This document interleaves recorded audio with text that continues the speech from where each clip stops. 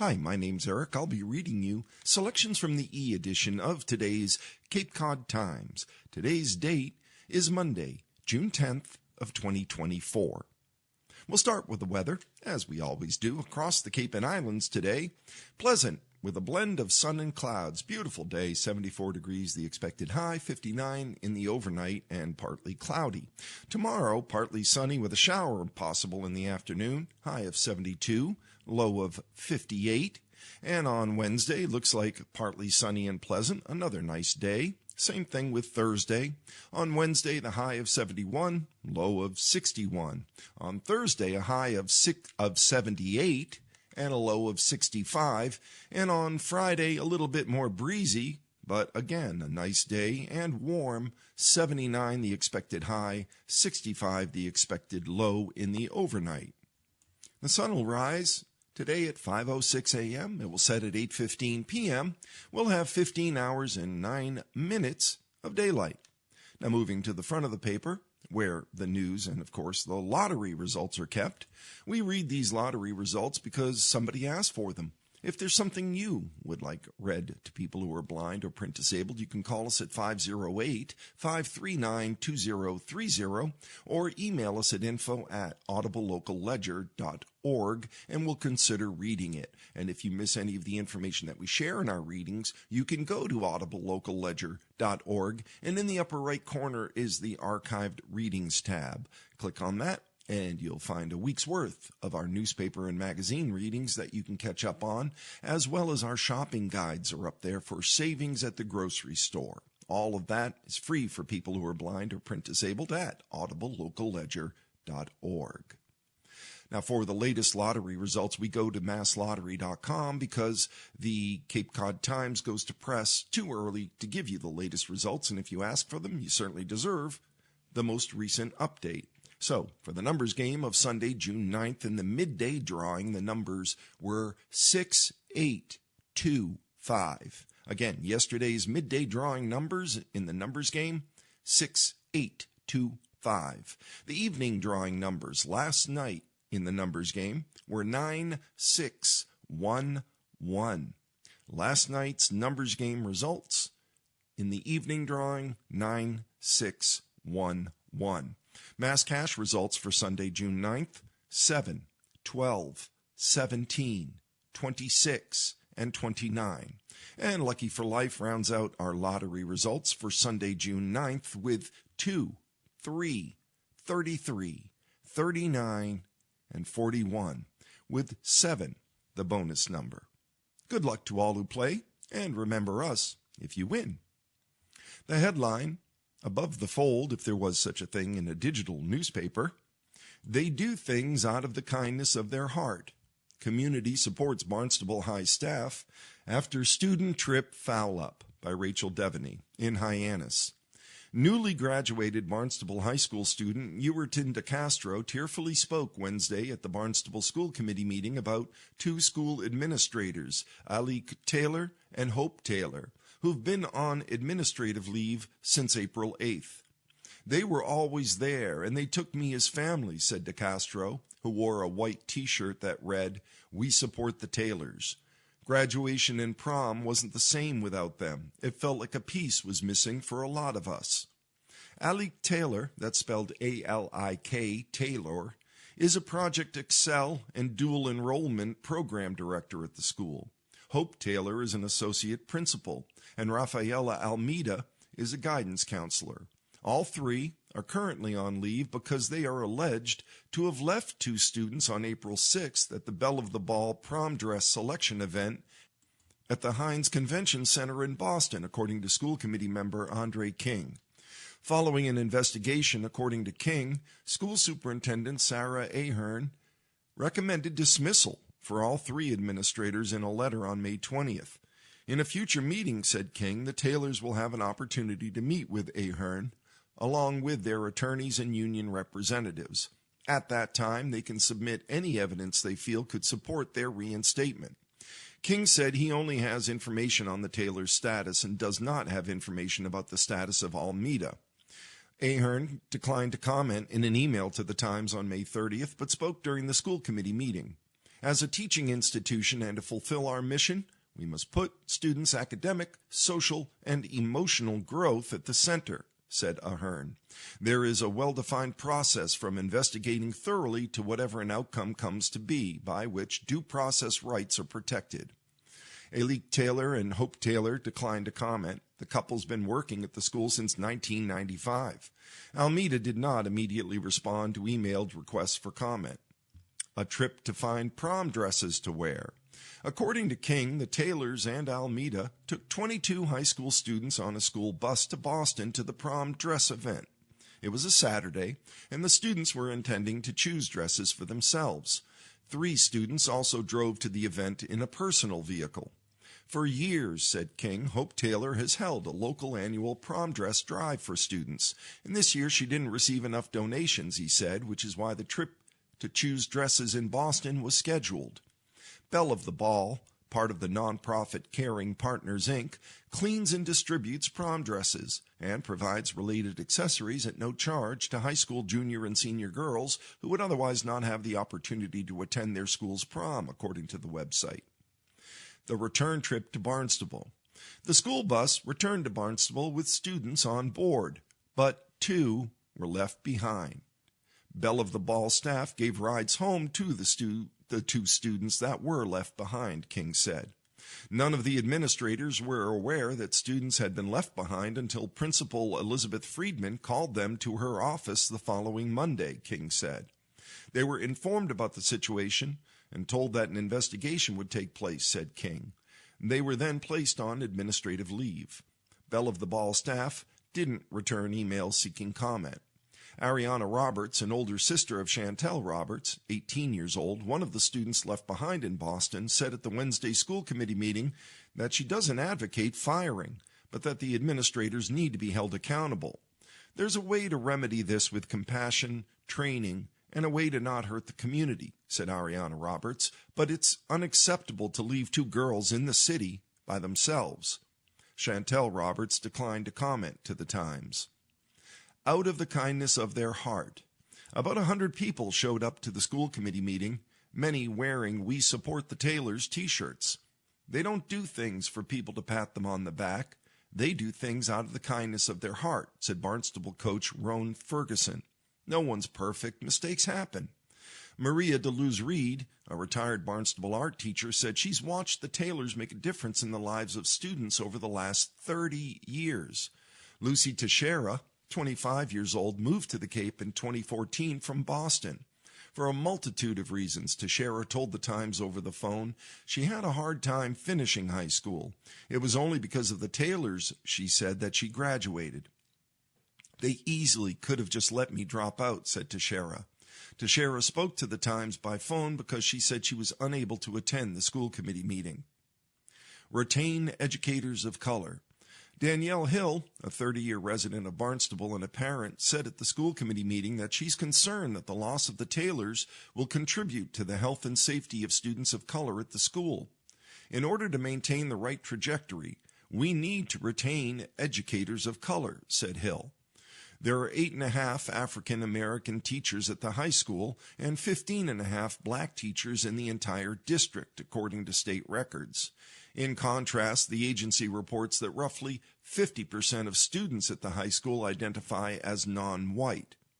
Former school committee members and teacher Deborah Dagwan of Hyannis said she and other black professionals helped recruit black teachers in the 80s and 90s, along with former high school history teacher and human and social rights activist John Reed and George Spivey of Falmouth.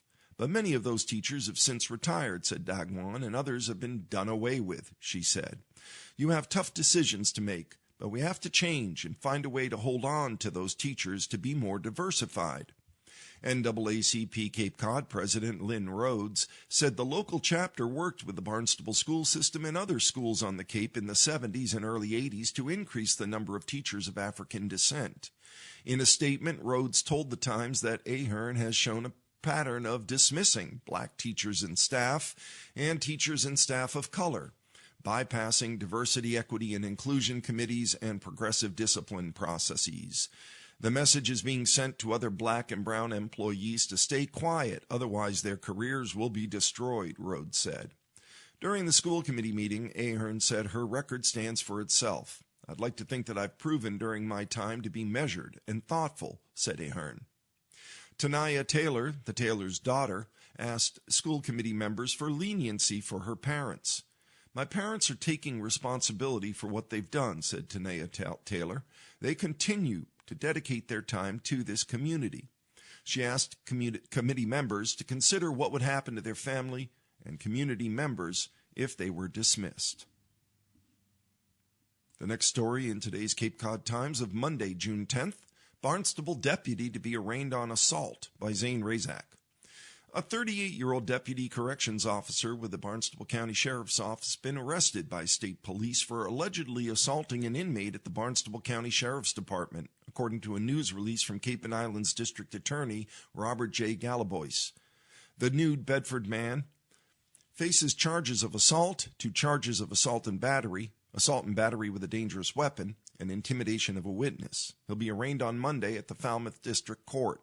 The Cape Cod Times does not identify people until after they've been arraigned. According to Galabois, his office became aware of the alleged assaults on June 2nd around 5:16 p.m. Investigators were told a former inmate reported being assaulted by the deputy on May 25th and 26th. Officials also say they have security video that assisted with the investigation. Galabois has contacted New Bedford Police Chief Paul Oliveira to ask that the deputy's license to carry a firearm be immediately and indefinitely suspended in light of the charges.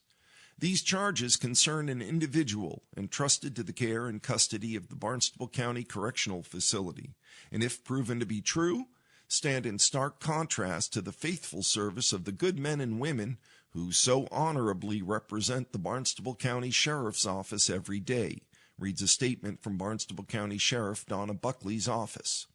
Before the incident was referred to the state police and district attorney, the deputy corrections officer was removed from inmate contact and placed on leave. While the matter remains under criminal and administrative investigation, Buckley will, should the allegations be proven true, have zero tolerance for such serious violations of the law, reads the statement. From the Cape and Islands section, as we keep it local here, Cape DA seeks to detain fentanyl trafficking suspects by Walker Armstrong. Fentanyl, a powerful and dangerous synthetic opioid often used as a substitute for heroin, has become the drug of choice for many battling addiction on the Cape and beyond.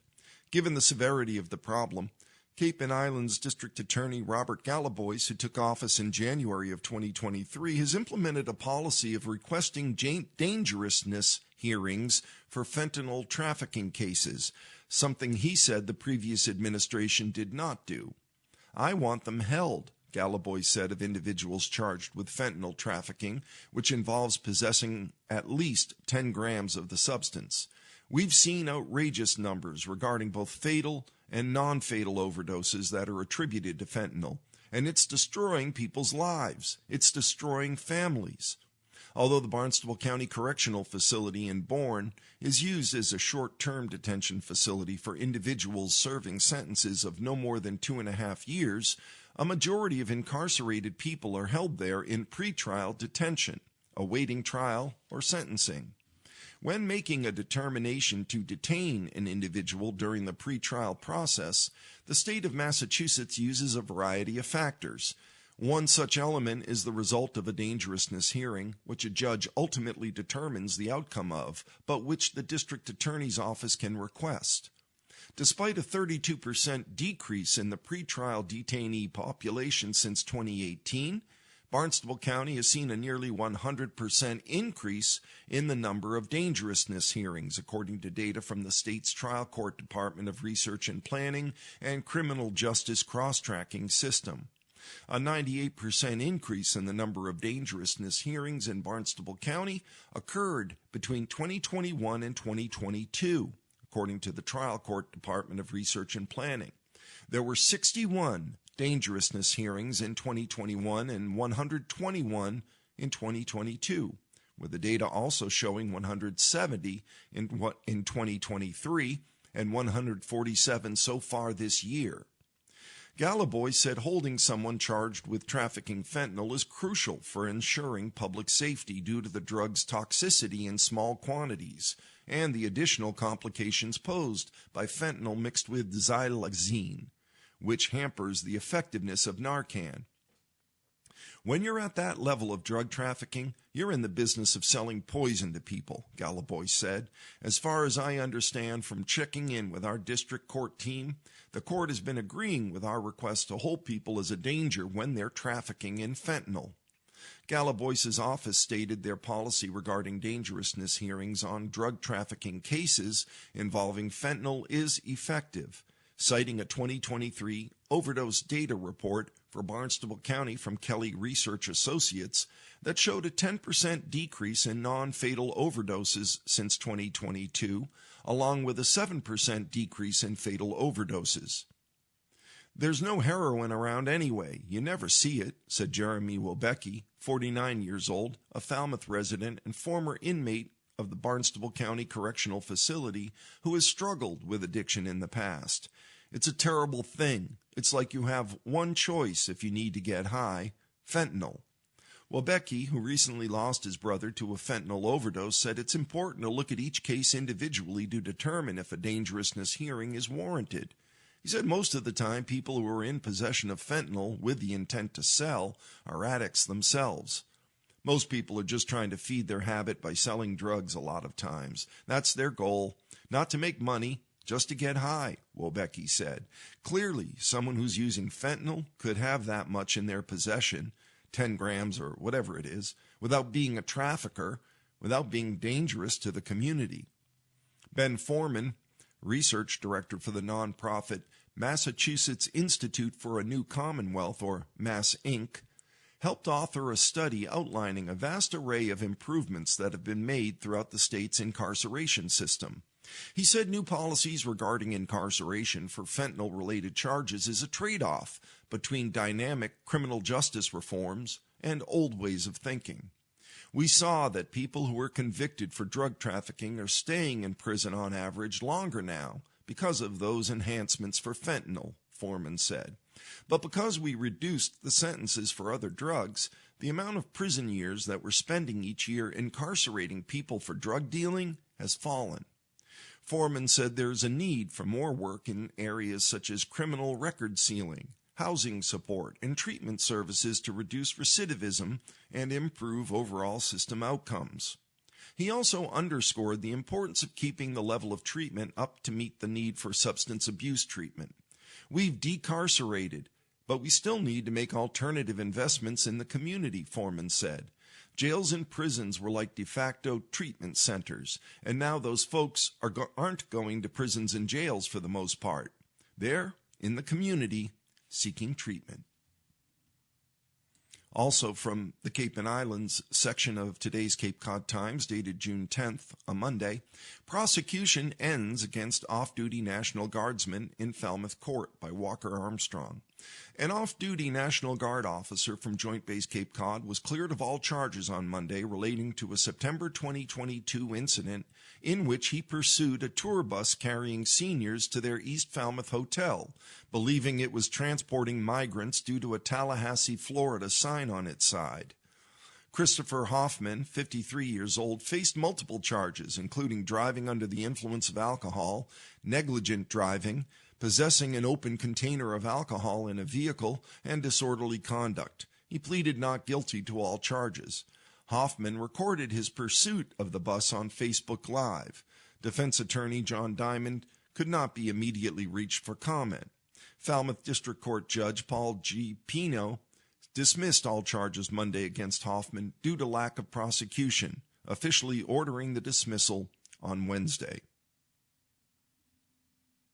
There's a photo in the Cape and Islands section, and it's part of the photo shoot section by Stephen Heslip, who is the photographer for the Cape Cod Times. And the photo is of white crosses, grave sites, and the cut line or caption reads, "In Colville-sur-Mer in France in 1994. Phyllis Camarena of Upland, California, weeps at the grave of her brother, Manuel Camarena, a D-Day casualty, as she visits the grave in the American cemetery for the first time on the 50th anniversary of the invasion. It's a touching photo.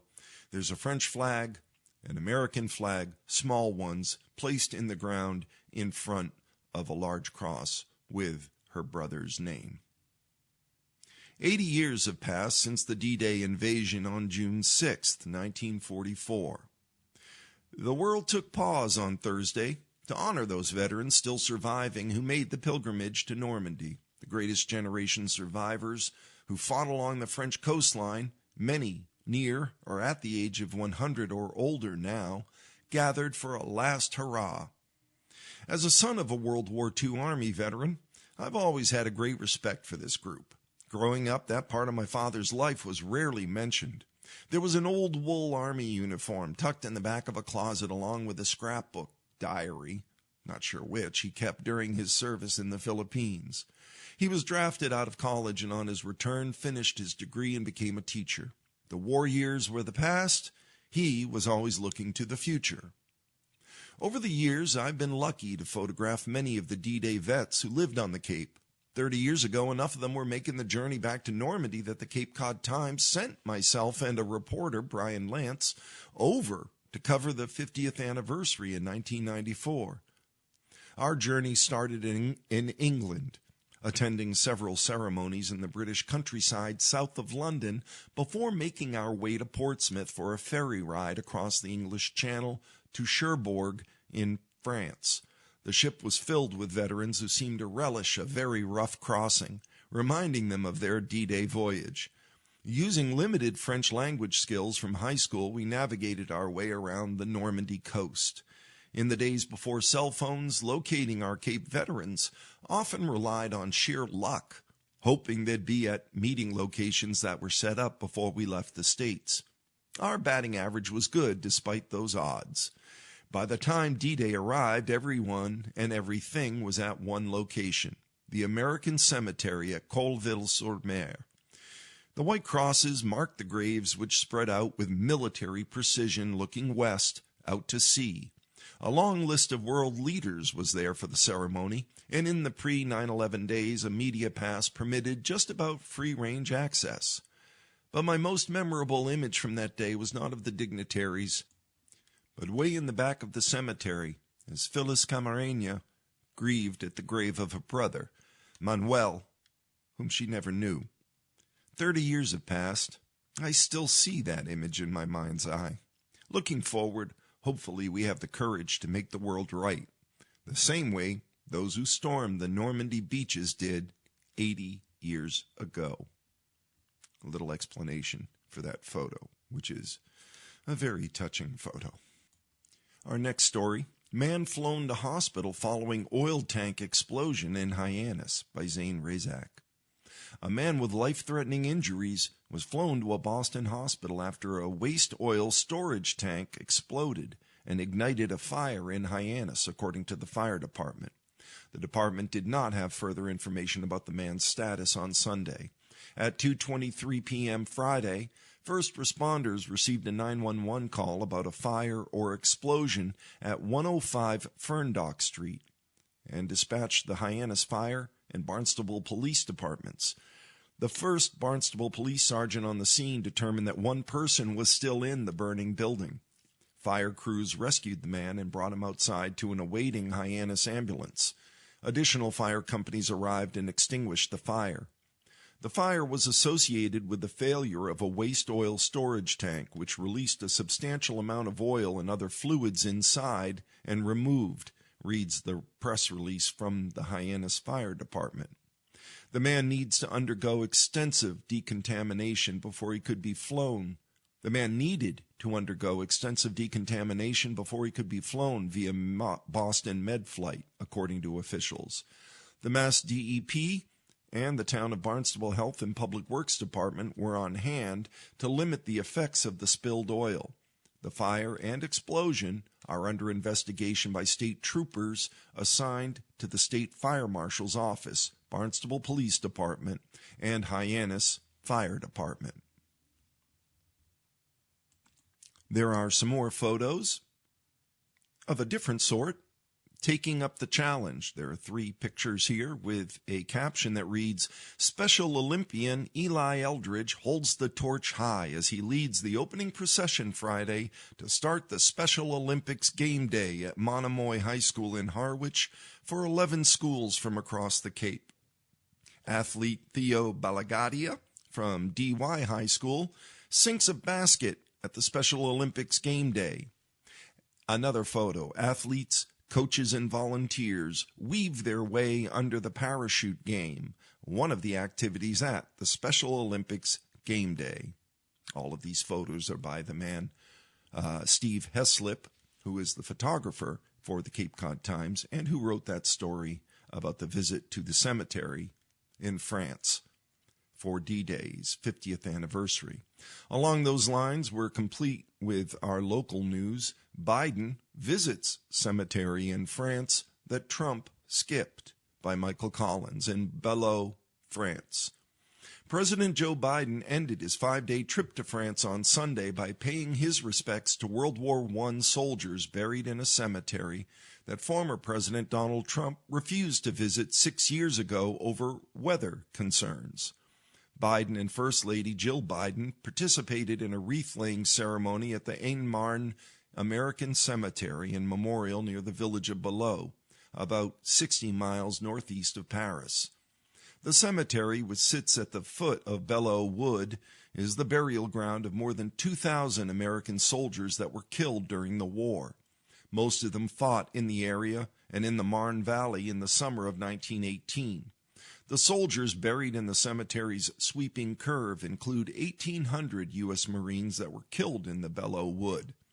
Holding hands with the First Lady, the president walked through the cemetery with hundreds of white, cross-shaped headstones. He stood silent, facing a floral wreath at the steps of the cemetery chapel on Sunday. More Americans, more Marines lost here than any battle. The idea that I could come to Normandy and not make the short trip here to pay tribute, Biden told press after the ceremony. America showed up. America showed up to stop the Germans. America showed up to make sure they did not prevail. America shows up whenever needed, just like our allies show for us, he continued. Biden has spent much of his trip to France focusing on World War II veterans who participated in the D-Day landings in Normandy on June 6th of 1944.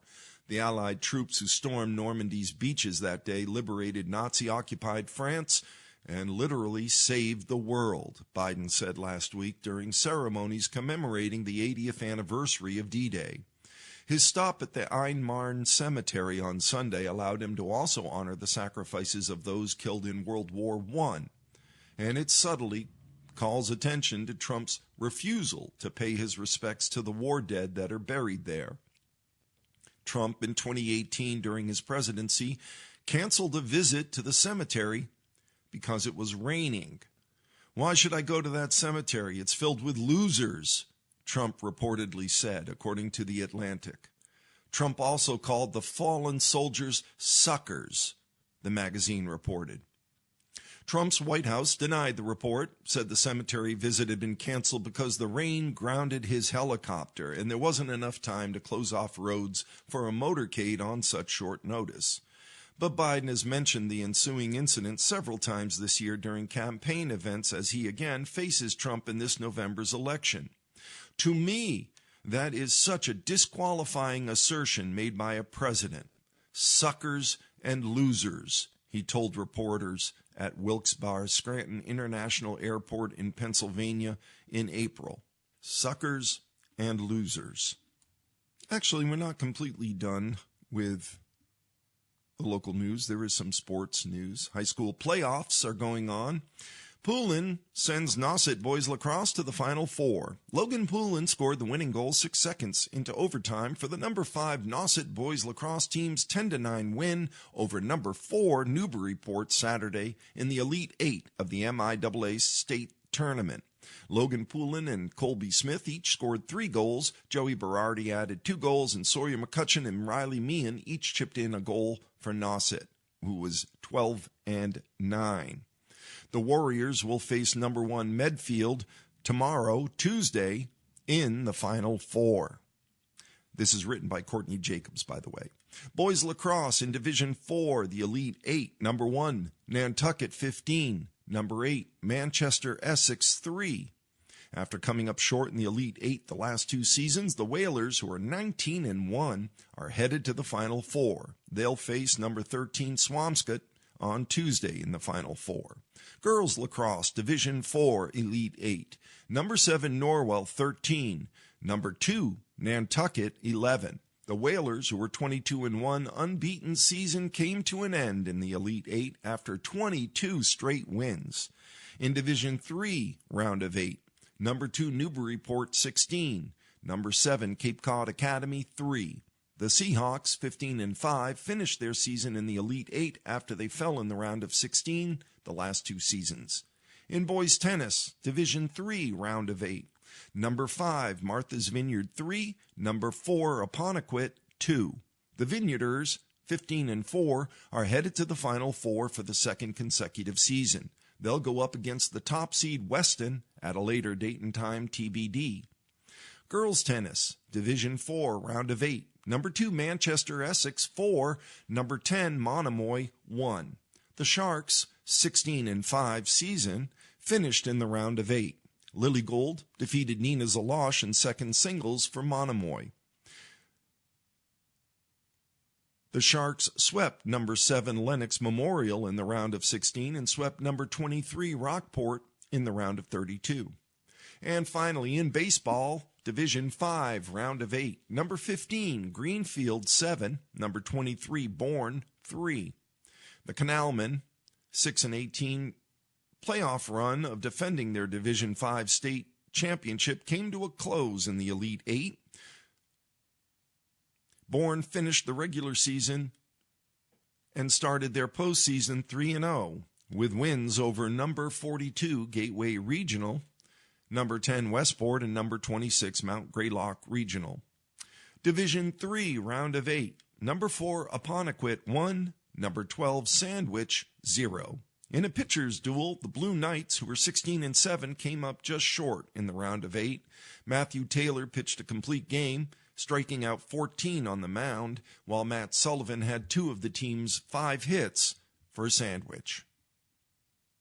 We are just past the midway portion of our reading today of the Cape Cod Times, dated Monday, June 10th of 2024. I'm sure regular listeners are aware it's at this stage in the reading that we pause with the news in the front of the paper and move to a different kind of local news, which is the obituaries and death notices that are listed in that day's Cape Cod Times. The first obituary in the Cape Cod Times, dated June 10th, is of James Mason Robb of Falmouth, who passed peacefully on June 5th.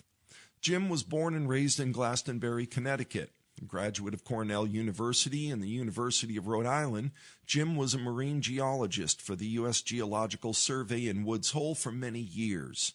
He served as an Army Ranger and spent 10 years in the Army Reserves and National Guard. An adventurous soul, Jim fought forest fires in Nebraska, explored the ocean in the Alvin submersible, crossed the Arctic Circle, and participated in research expeditions in the South Pacific and Mediterranean. He loved languages, history, writing, and taking long nature walks. In his later years, Jim enjoyed spending time talking to friends at Coffee Obsession in Falmouth. He is survived by his 4 children and many who will miss him dearly. Jim will be remembered for his kindness, wisdom, and the love he had for his family and friends. A memorial service will be held at the Quaker Meeting House in West Falmouth on Wednesday, June 12th at 1 p.m. In lieu of flowers, the family asks that donations be made to the Samaritans, an organization Jim cared a lot about and volunteered with for many years.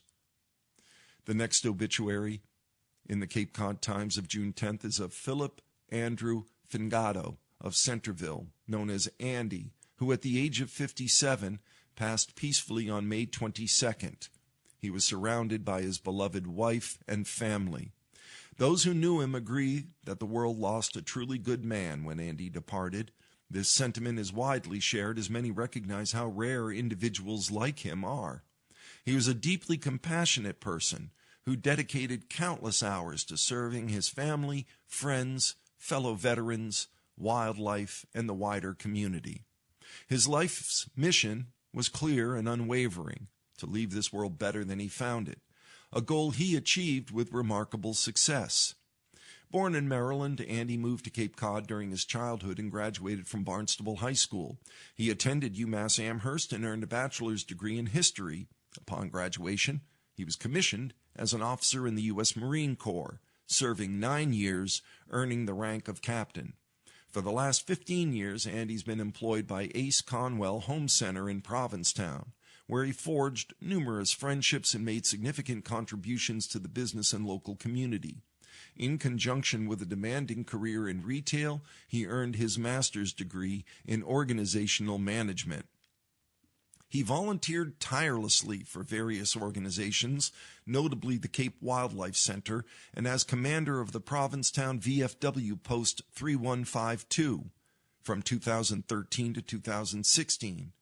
A particularly poignant expression of his gratitude for fellow veterans was his tradition of hosting birthday celebrations for all military branches, honoring their sacrifices and service to the nation. Passionate about fitness, Andy shared his enthusiasm by teaching classes at YMCA Cape Cod. He embraced physical challenges with gusto, frequently participating in obstacle course races, bike races, and road races, often encouraging his family to join him. Andy is survived by his wife, Christine Kelly, and many whose lives he touched immeasurably. His legacy of kindness, service, and humor will be treasured by all who have the privilege of knowing him, ensuring that his impact on the community and future generations endures. Family and friends will gather in Hyannis, Mass.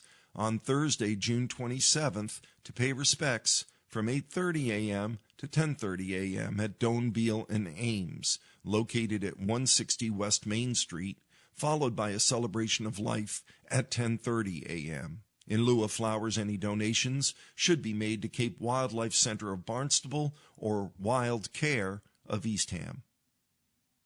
The final obituary in today's Cape Cod Times of June 10th is of Shedon White Angeloni of Hyannis, who passed on June 5th at the age of 87. She's now reunited with Louis, her beloved husband of 55 years. They raised their family of 5 in Natick. Shedon's early work included being a charm school teacher, a New England cosmetic consultant for CVS, and then she came to Cape Cod to learn the hotel business. She and Louis fulfilled their dream of working for themselves, owning the Captain Jonathan Hotel in South Yarmouth for 18 busy, productive years. On Cape Cod, Shedon enjoyed boating and clamming, but treasured being with her children and grandchildren, providing them with lots of lobster, cake, and love. She also volunteered in schools, helping children with reading, and was a member of the Loyal Order of the Moose. She will be missed by many.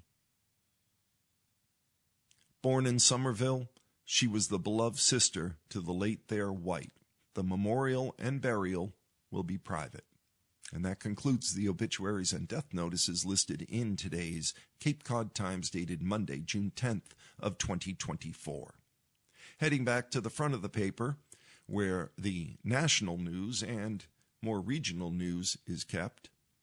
Aurora fans should stay attuned to large sunspot, by Doyle Rice.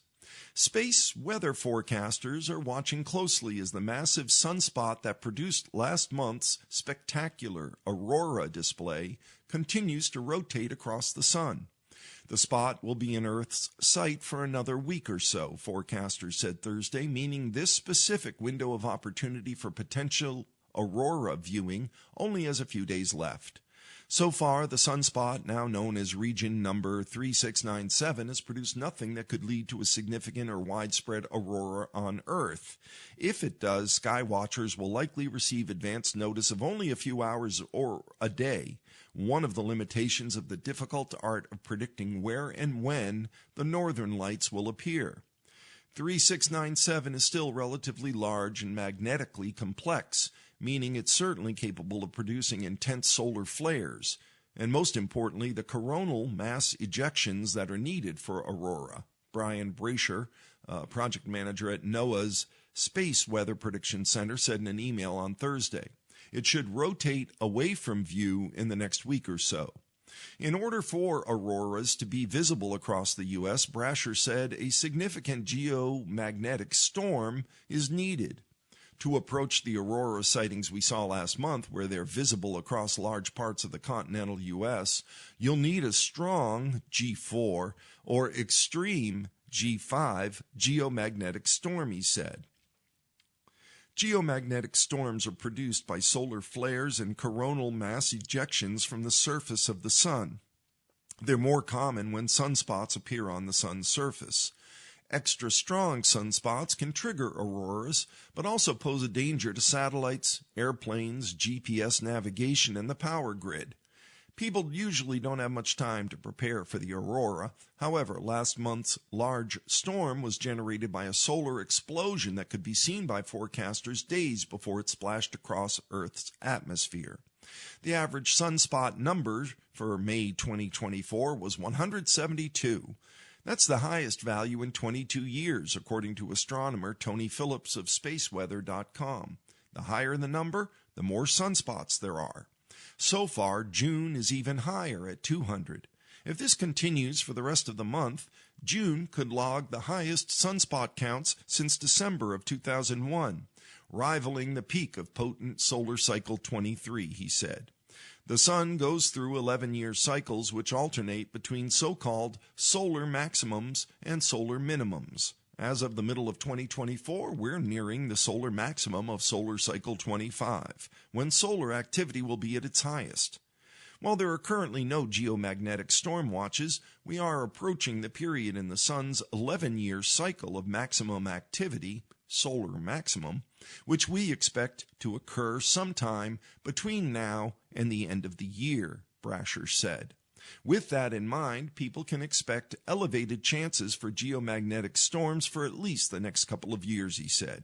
So while we have nothing forecasted for the next 3 days that makes me think that there will be widespread aurora viewing across the lower 48, anyone hoping to catch a glimpse should have several more opportunities, particularly in the northern tier, to see the aurora. And an editorial note that Trevor Hughes of USA Today was a contributor to that story. Israelis celebrate raid, others see a massacre, by John Bacon. Some militant-held Israeli hostages were among more than 200 people killed in the Israeli raid that freed 4 captives and has been lauded as heroic in Israel, but described as a massacre across much of the Middle East, Hamas officials said Sunday. 64 of the dead were children, 57 were women, the Hamas-run Gaza government media office said on Sunday. A Hamas assertion on Saturday that some hostages were killed in the operation was dismissed shortly afterward as a blatant lie by an Israeli military spokesman, Reuters reported. Hamas's armed Al-Qassam Brigade's military wing said in a video posted on its Telegram channel Sunday that 3 hostages were killed during the operation, including a U.S. citizen.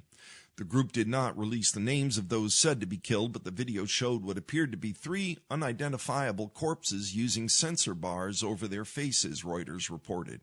Your captives will not be released unless our prisoners are freed, the video added. The Israeli operation Saturday involved hundreds of troops and heavy air support that pounded the Nuseirat refugee camp. What the Zionist enemy carried out in the Nuseirat area in the middle of the Gaza Strip is a complex war crime, and the first to be harmed by it were its prisoners, said Abu Al-Balda, spokesman for Al-Qassam Brigade's Hamas. By committing horrific massacres, the enemy was able to free some of his prisoners, but at the same time it killed some of them during the operation. Obaida added that the operation will pose a great danger to the enemy's prisoners and will have a negative impact on their conditions and lives. Freed were Noah Argamani, 25 years old, Almog Meir Jan, 21, Andrei Kozlov, 27, and Shlomi Ziv, 40. Israeli authorities said all were in good health and being reunited with their families. Neighboring Egypt and Jordan expressed outrage at the Israeli attack, calling it a violation of international law, and Lebanon's foreign ministry condemned the massacre, quote-unquote. But Prime Minister Benjamin Netanyahu remained ecstatic on Sunday, saying in a social media post that happy is the people that is blessed with its heroes. We will continue together to do our utmost to return all of the hostages and to achieve victory over our enemies. Netanyahu proposed the rescue be dubbed Operation Arnon in honor of the hero of Israel, Arnon Zamora, the commander of the assault force who was killed during the effort. Some special forces slipped into the Nuseirat refugee camp in a car with mattresses on top, posing as Palestinians fleeing Rafah, according to Saudi-owned Asharq news channel in a report translated by the Times of Israel. They told locals they were escaping the Israeli attack on Rafah and would be staying in the building near a market, a building where Argamani was being held. The other freed hostages were being held in another building nearby. The Israeli military denies reports that some Israeli special forces entered Nuseirat in humanitarian aid trucks. Argamani, a Chinese-born Israeli citizen, is perhaps the most well-known of the freed hostages internationally because video footage showed her being forcibly taken from the Nova Music Festival on the back of a motorcycle. "Don't kill me," she can be heard screaming to her kidnappers. Israel has now rescued a total of 7 hostages since October 7th of 2023, when Hamas terrorists stormed across the Israeli border and killed and murdered and tortured about 1,200 people. Some 251 were taken hostage. Saturday's rescue was Israel's 3rd such operation since that date. Israeli soldier Ori Megadish, 18 years old, was rescued in late October. Hostages Fernando Marman, 61, and Luis Har, 70, were rescued from Rafah in southern Gaza in February. 3 Israeli hostages were mistakenly killed by Israel's military in Gaza in December. As Palestinians remained in shock over Saturday's death toll, the worst over a 24-hour period of the Gaza war for months, according to Palestinian medics and Hamas, Israeli forces pounded central Gaza anew on Sunday, and tanks advanced further into Rafah in an apparent bid to seal off part of the southern city, residents and Hamas media said. Only about 100,000 of the more than 1 million residents and refugees who occupied Rafah a month ago remain in the city, according to the UN Agency for Palestinian Refugees, UNRWA. Rafah, on the Egyptian border, had become home to Palestinians fleeing Israeli attacks that left much of northern and central Gaza in ruins. With Israeli military options now focused on Rafah, many Palestinians are heading back toward their destroyed communities, the agency said. All UNRWA shelters in Rafah have been vacated, UNRWA said in a statement. Many of the people who were based in Rafah have fled up the coast, seeking safer locations in both Khan Yunis and the middle area of Gaza. In central Gaza on Sunday, Israeli airstrikes on houses in the city of Deir al-Bala and in the nearby Al-Burej refugee camp killed 3 Palestinians in each location, while tanks shelled parts of Al-Nuseirat and Al-Maghazi camps, medics said. Attempts by the U.S. and regional countries to broker a deal that would release all remaining hostages in return for a ceasefire have repeatedly stumbled on Israeli and Hamas intransigence over terms for an end to the war. The White House declined to say on Sunday whether President Joe Biden will meet Netanyahu when the Israeli Prime Minister visits Washington next month to address Congress. "I don't have anything to announce today," Biden's national security advisor Jake Sullivan said in an interview with CBS's Face the Nation, adding the two men were in regular communication. He's coming to address the Congress. The president talks to him all the time, Sullivan said of Netanyahu. Netanyahu is scheduled to address a joint session of Congress on July 24th. Reuters contributed to that report. Final story on the front page of today's Cape Cod Times, dated Monday, June 10th. AI's rapid pace is raising important questions, by Eli Amdur of NorthJersey.com. It normally takes a little longer than this for new civilization-changing transformations to face existential challenges. But this is not normal, not by any stretch of the imagination. The this we're talking about is AI, and we already know it's the most supernormal, preternatural transformation in human history. Think of some of the big tech changes: stone tools, controlled use of fire, clothing, agriculture, alphabets, printing, electricity, the transistor, the internet, social media. Change, especially in this century, cannot be measured or assessed in traditional terms because it's so big, so fast, and so ubiquitous, and nothing even comes close to AI. And that's why, in short order, AI has made us ask questions that used to take much longer before they were asked. Number one, will AI remain a closed system, or will it go open? In a new release of its AI system last year, Meta made the code open source, meaning it can be freely copied, modified, or reused by anyone who wants. CEO Mark Zuckerberg made a lot of people happy with that move. Beyond that, though, the existential question has been posed. But remember, the line between freedom and chaos is very thin. Number two, will AI change the educational standard of the U.S. and the world? AI's advancement is putting enormous pressure on the available supply of qualified workers worldwide. AI needs more coders than it can find, according to a trusted source. So what are the giants doing about it? They're heavily recruiting anyone who's interested to abandon the idea of a college degree in favor of a certificate of two, many times in free training programs with a well-paid job waiting at the other end. It's the diametric opposite of a well-rounded education, but it's real, like it or not. This does not have to be a self-induced fate, but it required the kind of thought that's hard to commit to. Number three, will we continue the debate about regulation versus untethered development, or have we thrown in the towel already? Okay, so how do we serve the public interest? By letting developers go wild in a race to who knows where, caution thrown to the wind?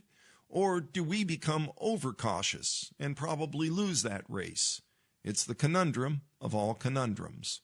And finally, number four, what and how long will the relationship be between the private and public sectors? In October of 1969, a transmission was sent from a computer at UCLA to one at Stanford Research Institute through ARPANET, the precursor to what we now know as the Internet. It was 2 years later that the first of what we'd call emails today was sent. DARPA was behind it. But it wasn't until 1989 that the Internet gained commercial viability, still with DARPA involved.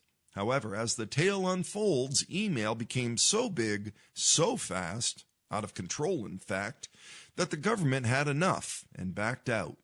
No problem there, but it's a more consequential question with AI in play. The public and private sectors will have to figure out how to forge a long-term, no, permanent relationship for better or for worse. Our next headline, Walmart opposes adding panic buttons to its stores, by Siddharth Cavalli of Reuters in Bentonville, Arkansas. Retail giant Walmart says it's against putting panic buttons in stores, a move that the New York legislature wants to require under a new law aimed at keeping workers safe. On Friday, the New York State Senate passed legislation that would make most big retail chains, including Walmart, put panic buttons in their stores where employees can easily access them or provide staff with wearable or mobile phone activated panic buttons that summon emergency services. The law, which is a reaction to rising threats to store clerks from thefts and violence, was already passed by the state's assembly and now goes to Governor Kathy Hochul for her signature. Retail groups have criticized the law in part because installing the panic buttons would be costly. Walmart's top corporate affairs office told Reuters the company opposes the panic button idea because it believes there are likely to be many false alarms. 8 out of 10 times somebody thinks something's going on, there's actually not, Dan Bartlett, Walmart Executive VP of Corporate Affairs, told Reuters on Friday. Walmart said it hired its first chief safety officer in April to evaluate store worker safety. The nation's largest retailer, Walmart, operates 4,700 stores, including 98 in New York State. The panic button provision of the New York law would go into effect in 2027 for retailers with more than 500 employees nationwide. The legislation would also require most retailers with 10 or more employees to provide violence prevention and safety training to their staff.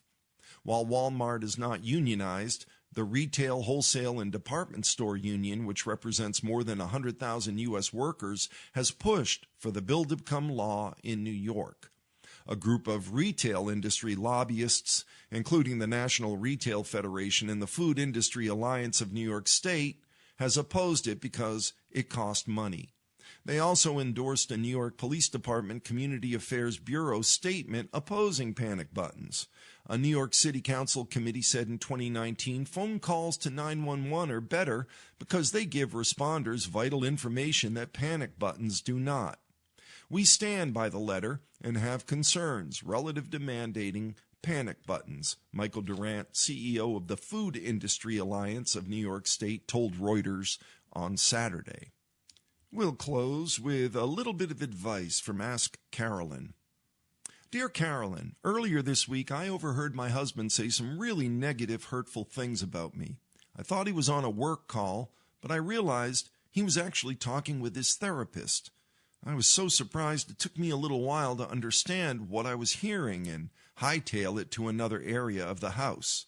Well, now I can't unhear what he said, and I'm not sure how to move forward. I know what I heard wasn't meant for me, and it was just a snippet of a much larger conversation. But how do I move on since it's not something I can address with him directly? We have young kids and life is busy and stressful, but I thought we were okay relationship-wise. Signed, Blindsided. Dear Blindsided, you were not eavesdropping and didn't choose to violate his privacy. Plus, you're knowing something and feeling bad about it while he doesn't know you know mirrors the gut punch you just got from him. One of you is withholding and putting on an act as it is. You don't need both of you doing it. That's the opposite of intimacy.